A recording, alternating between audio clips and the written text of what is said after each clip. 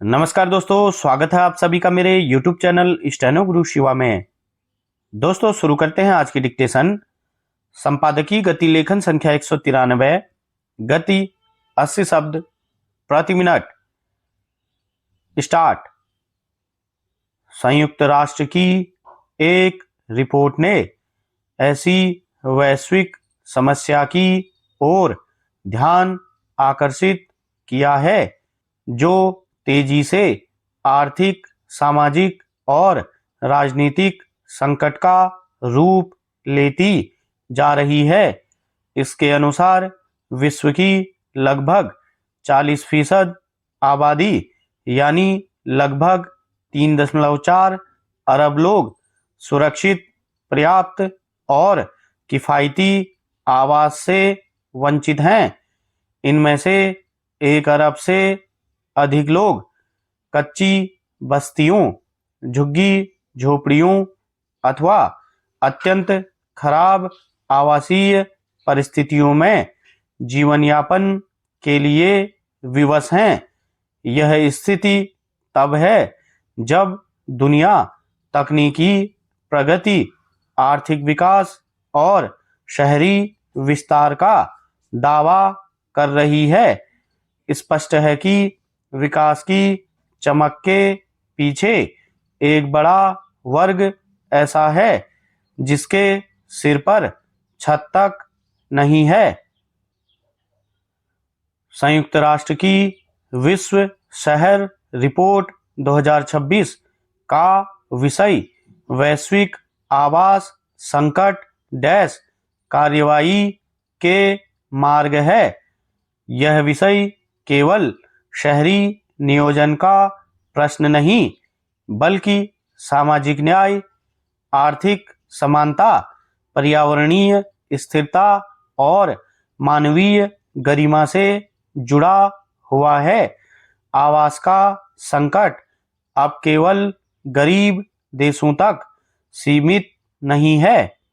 विकसित देशों में भी घरों की कीमतों, बढ़ते किराए और सीमित आवास उपलब्धता ने लाखों लोगों को प्रभावित किया है। इसलिए आज आवास को केवल एक संपत्ति या आर्थिक वस्तु के रूप में नहीं, बल्कि एक बुनियादी मानव अधिकार के रूप में देखने की जरूरत है। भारत के संदर्भ में यह रिपोर्ट विशेष रूप से महत्वपूर्ण है। भारत विश्व की सबसे तेजी से शहरीकरण करने वाली प्रमुख अर्थव्यवस्थाओं में शामिल है। संयुक्त राष्ट्र के अनुमानों के अनुसार 2050 तक भारत की लगभग आधी आबादी शहरों में निवास करेगी। वर्तमान में भी करोड़ों लोग बेहतर रोजगार, शिक्षा, स्वास्थ्य और जीवन की संभावनाओं की तलाश में गांवों से शहरों की ओर पलायन कर रहे हैं। मगर शहरी अवसंरचना और आवासीय योजनाएं तेजी से बढ़ती आबादी की आवश्यकताओं के अनुरूप विकसित नहीं हो पाई हैं। ऐसे में एक ओर गगनचुंबी इमारतें खड़ी हो रही हैं, वहीं दूसरी ओर लाखों लोग झुग्गी झोपड़ियों और अस्थायी बस्तियों में रहने के लिए मजबूर हैं। एक सच यह भी है कि कई लोग अपने लिए घर खरीदने की स्थिति में भी नहीं हैं।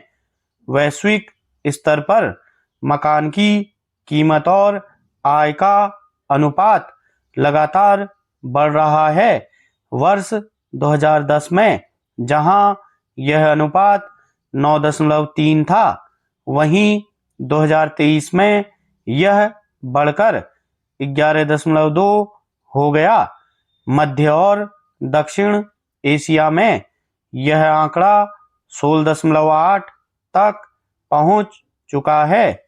इसका अर्थ यह है कि औसत आय वाले व्यक्ति के लिए घर खरीदना पहले की तुलना में कहीं अधिक कठिन हो गया है।